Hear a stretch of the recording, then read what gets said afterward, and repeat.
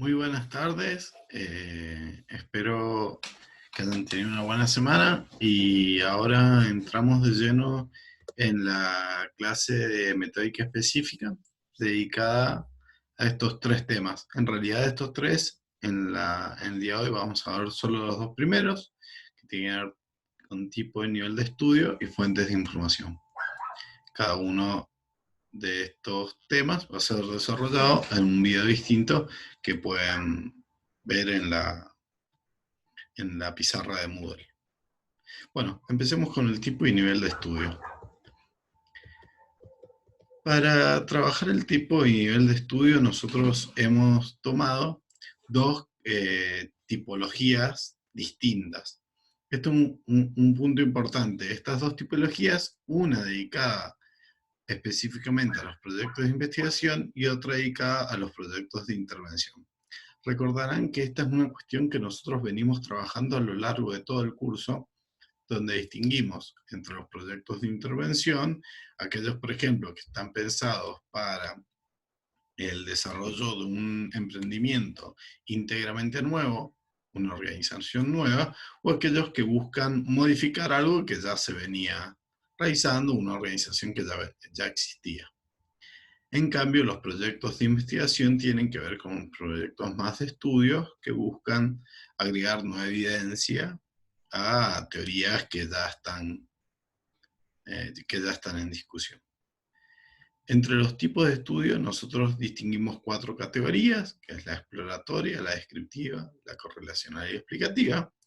Y entre los tipos de estudio para intervención distinguimos dos niveles, los de primacía organizacional con finalidad modificativa y los de finalidad creativa. Ya vamos a ver en detalle qué significa cada uno de esos, pero para que tengan la idea en general. Acá les hago una diferencia importante. Muchas veces estos niveles se mezclan, o sea, yo cuando hago una investigación descriptiva, también estoy haciendo una exploratoria, o cuando estoy haciendo una investigación descriptiva, también estoy pensando cómo hacer una primacía organizacional con finalidad modificativa.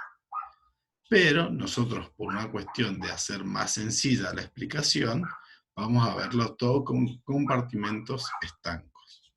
Pero es importante que ustedes sepan que al momento de poner esto en la realidad, están relacionados y muchas veces un nivel implica al anterior, especialmente en los estudios de investigación. Bueno, empecemos por el principio. Tipo de estudios de investigación. Los tipos de estudio exploratorios. Estos tipos de estudio para investigación, nosotros seguimos la clasificación que hace Hernández Sampieri en el libro de Metodología de Investigación. ¿Sí? Las diapositivas van a ver que están, en este caso, siempre armadas de la misma manera, con los mismos elementos. El nombre del tipo de estudio, una breve explicación y la pregunta clave. Bueno, ¿cuáles son los estudios exploratorios? Los estudios exploratorios es cuando nosotros logramos encontrar algo que es nuevo. ¿Sí?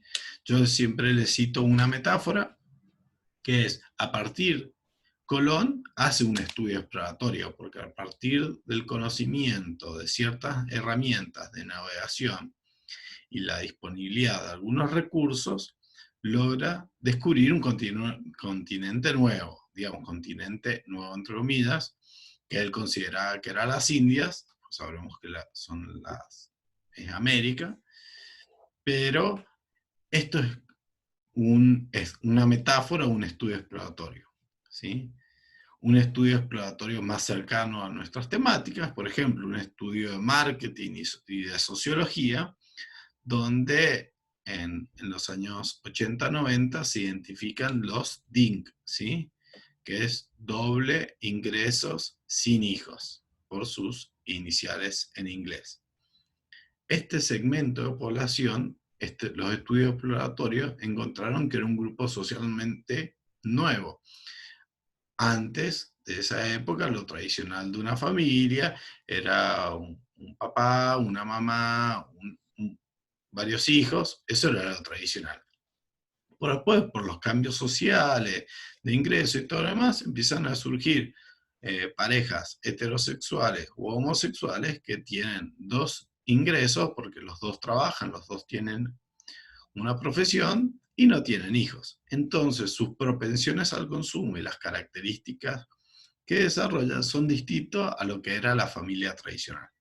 Esto es típicamente un estudio exploratorio, donde yo, respondiendo a la pregunta ¿qué es?, logro identificar un grupo de población nuevo que tiene características nuevas distintivas de los grupos anteriores. Una vez que yo descubrí algo nuevo, puedo pasar al siguiente estadio de investigación, donde vamos de menos conocimiento a más conocimiento. ¿Y cuál es el nuevo estadio? Bueno, los estudios descriptivos, donde yo ya sé que hay algo nuevo, ya identifiqué algo nuevo, pero lo que quiero saber es cómo es y cómo se manifiesta, dar las características que reviste ese fenómeno nuevo. Por ejemplo, un análisis descriptivo, una situación descriptiva típica es donde yo uso algunas variables para identificar a una persona. Por ejemplo, la variable peso, la variable altura, color de piel, color del cabello, no sé, forma de hablar. Entonces yo uso algunas variables para identificar y dice, bueno, mide 1,70, es morocho, pesa 80 kilos. Bueno, yo uso una serie de variables para identificar cómo es esa persona, cómo es, en este caso, este agente, ¿sí? Esto también se lleva de vuelta a todos los tipos de estudios. Los estudios descriptivos son los estudios más comunes porque son los que intentan dar las características de un determinado fenómeno, ¿sí? Como si yo buscara tener una planilla que me diga el perfil de un determinado fenómeno. Por ejemplo, una empresa. Bueno, un estudio típico en los que se llaman los famosos estudios de caso, donde yo, por ejemplo, cito el desarrollo de la historia de Mercado Libre. Entonces, a partir del desarrollo de esa historia de Mercado Libre, intento describir cuáles son las variables que considero que lo han hecho una empresa tan exitosa como lo es al día de hoy, ¿sí? Entonces, bueno, este tipo de estudios son los estudios descriptivos. Una vez que yo ya soy capaz de describir cómo es un fenómeno, paso al siguiente estadio, que es que yo intento no solo de saber cómo se manifiesta, cómo está ese fenómeno, sino cómo funciona, ¿sí? A qué patrones responde. Entonces pasamos, en los términos de Giampieri, al siguiente nivel, que son los estudios correlacionales. Como su nombre lo indica, lo que intentan hacer es establecer la relación entre variables. Un caso típico de este tipo de estudios, en los cuales yo los invito a que sean, y las invito a que sean muy cuidadosos, porque hay mucho de simplificación, es cuando leemos en el diario, bueno, si en el supermercado ponen música clásica, la gente compra más. Todos hemos escuchado y hemos leído alguna vez ese tipo de estudios, o que si el packaging de la leche es amarillo, la gente compra más. Bueno, ese tipo de correlaciones entre color del sachet de leche y cantidad de compras, música en el shopping y cantidad de compras, aunque tienen cierto interés porque nos muestran ciertas propensiones, hay que tomarlas con cuidado porque generalmente al acotar tanto las variables corremos el riesgo de establecer correlaciones espurias, como yo les quiero mostrar acá. ¿Qué son las correlaciones espurias? Las correlaciones espurias es cuando dos o más variables están estadísticamente correlacionadas, pero realmente no lo están. Ya que les planteo un ejercicio.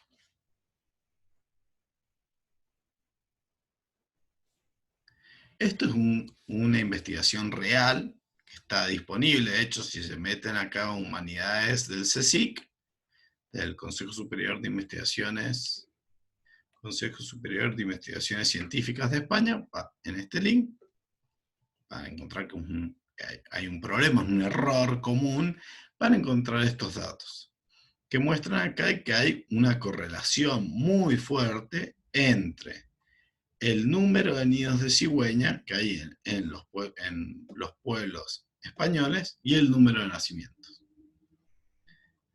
Yo les planteo lo siguiente: esto es un estudio real, los datos están correctos, y si ustedes los grafican, van a ver que claramente hay una relación entre la cantidad de nidos de cigüeña y la cantidad de nacimientos que hay en ese mismo poblado. Cada uno de estos puntos es un poblado, y lo que muestra esto es la cantidad de nidos y la cantidad de nacimientos. Les voy a dejar unos segunditos para que piensen por qué puede ser que están vinculadas estas dos variables. ¿Por qué? Sería la pregunta. ¿Por qué en los pueblos donde hay más nidos de cigüeña hay más nacimientos? Les adelanto una respuesta incorrecta, que no es claramente porque a los niños no lo traen de cigüeña. Claramente eso no lo tenemos que discutir en clase, porque me imagino que ya todos lo sabemos.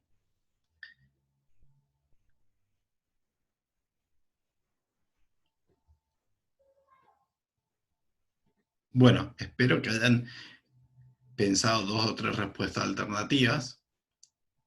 Yo les adelanto la respuesta correcta. La respuesta correcta es que lo que está indicando la cantidad de nidos de cigüeñas no nos está explicando la cantidad de nidos de cigüeña, la cantidad de nacimientos, sino lo que nos dicen los nidos de cigüeña, si estamos hablando de poblaciones urbanas más concentradas o menos concentradas. En poblaciones urbanas más grandes y más concentradas hay menos nidos, y por la calidad y las condiciones de vida de esos lugares tiende a haber menos nacimientos. Y en poblaciones más rurales tiende a haber más nidos, y además, por las condiciones y calidad de vida de las personas, tienden a haber más nacimientos. Entonces ahí vemos que este caso de las correlaciones espurias, que hay que ser cuidadoso en los análisis de administración para no caer en relacionar dos variables que estadísticamente están vinculadas, pero realmente no lo están.